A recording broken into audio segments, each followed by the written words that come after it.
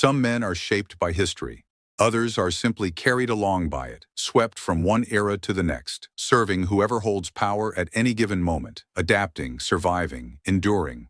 Arthur Phleps was something rarer still. A man who lived through the collapse of one world order and the violent birth of another, who wore 3 different uniforms under 3 different flags across decades marked by major wars and upheaval, and who ultimately became inseparable from some of the darkest crimes of the Second World War. He was born into one empire, built his career in a second, and died in the service of a third. None of them were the Germany of his birth. His story is one of the strangest military biographies of the entire 20th century. A tale of remarkable professional competence placed, in its final chapter, entirely at the service of atrocity.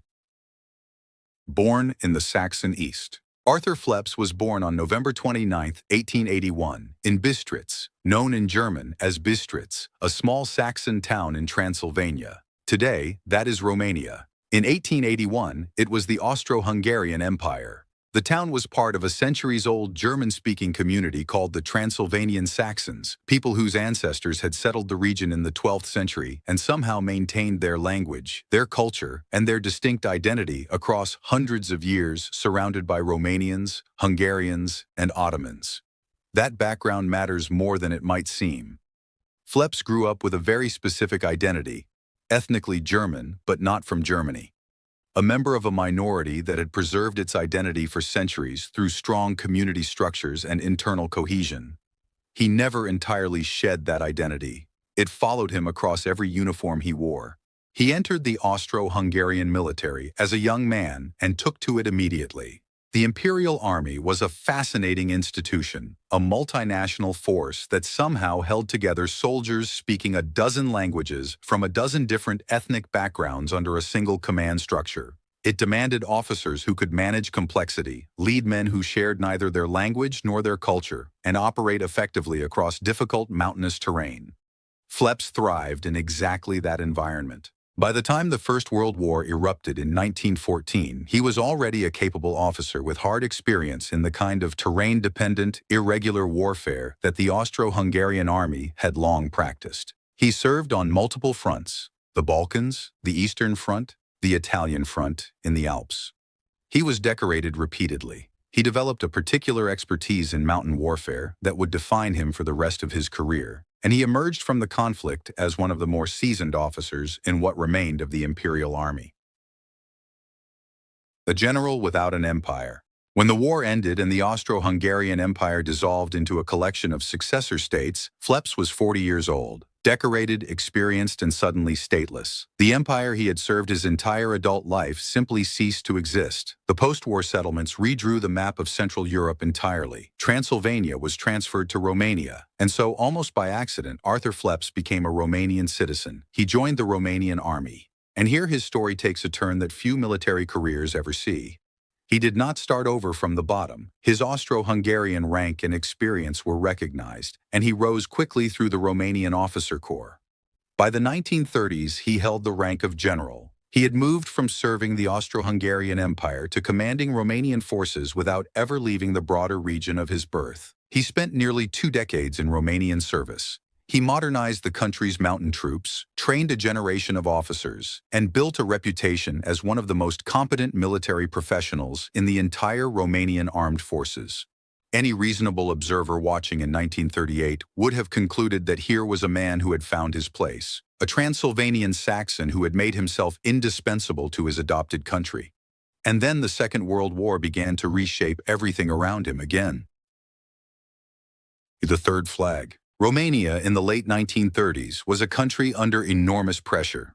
Nazi Germany had become the dominant power in Central Europe, and the Romanian government was engaged in a delicate and increasingly uncomfortable balancing act, trying to preserve its independence while acknowledging German dominance. For the ethnic German communities living in Romania, the so-called Volksdeutsche, this created a charged and unfamiliar situation. Berlin was suddenly interested in them. The SS was actively recruiting among them.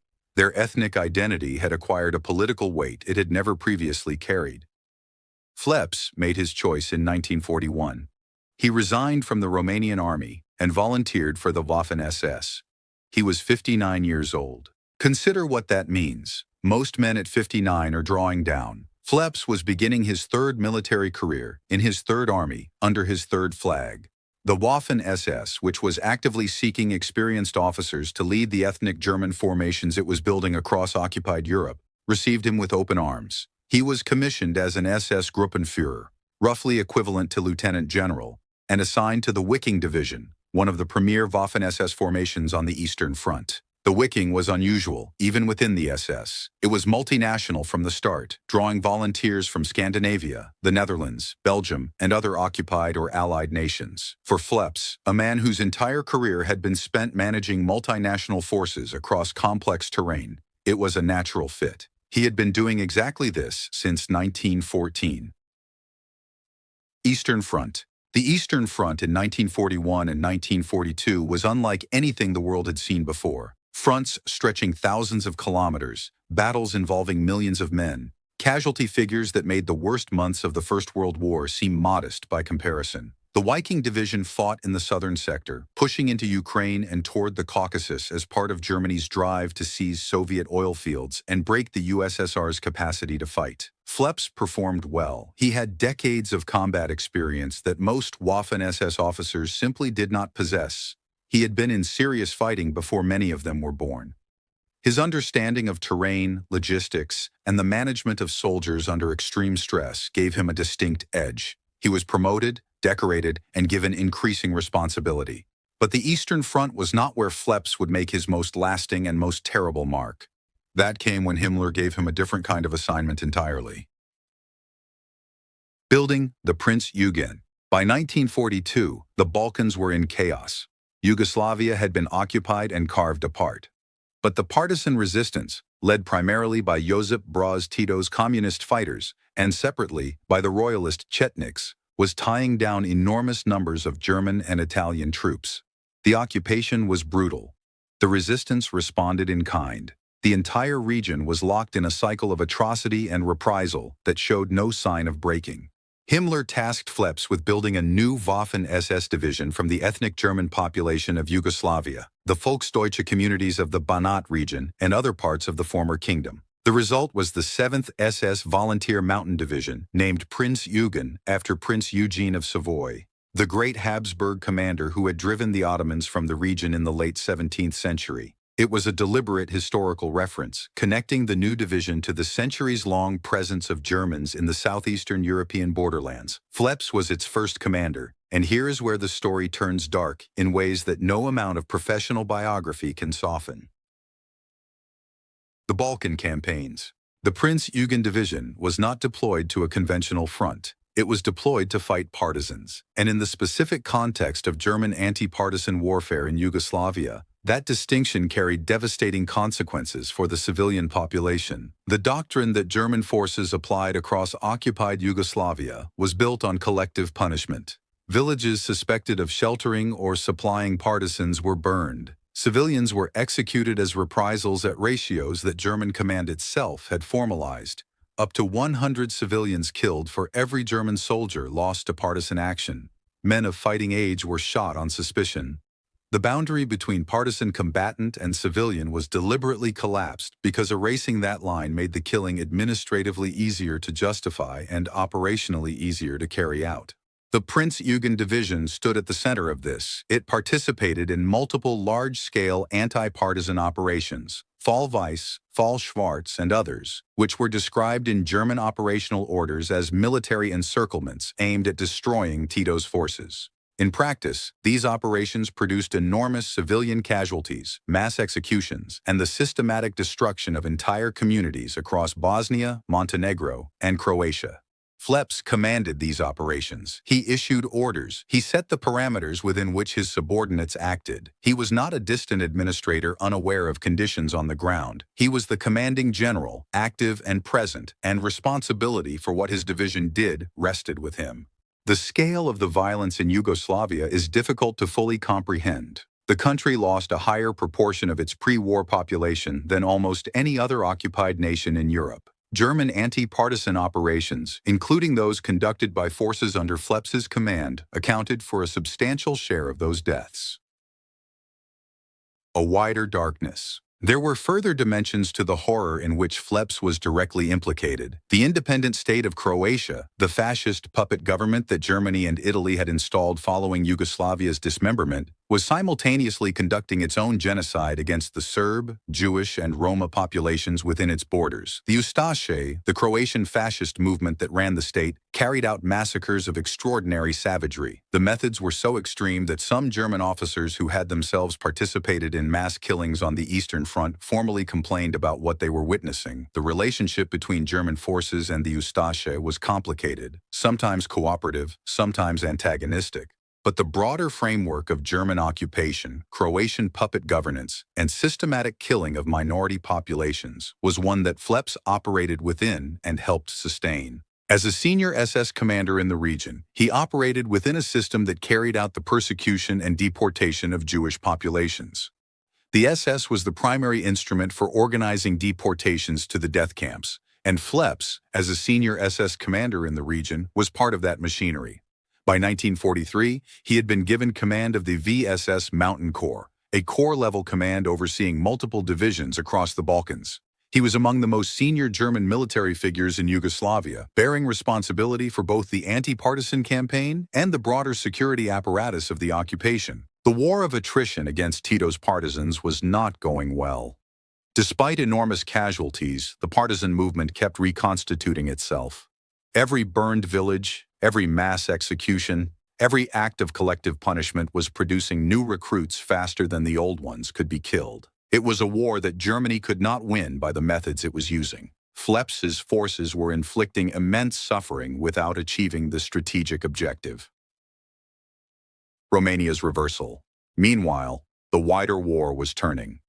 Stalingrad in the winter of 1942-43 had shattered the myth of German invincibility. The Kursk offensive that summer failed. Allied forces landed in Sicily and then on the Italian mainland.